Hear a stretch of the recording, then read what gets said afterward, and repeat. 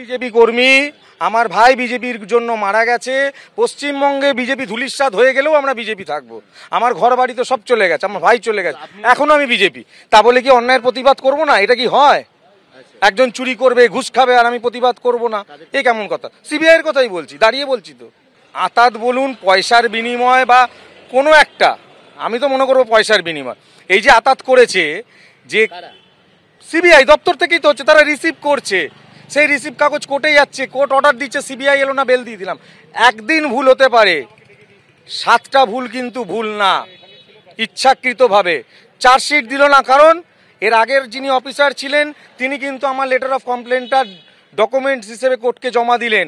কিন্তু যেহেতু আমার ডকুমেন্টের মধ্যে পরেশ পাল, স্বপন সমাদ্দারের নাম রয়ে গেছে, গোপন আতাত, অর্থের বিনিময় আতাত হতেই পারে।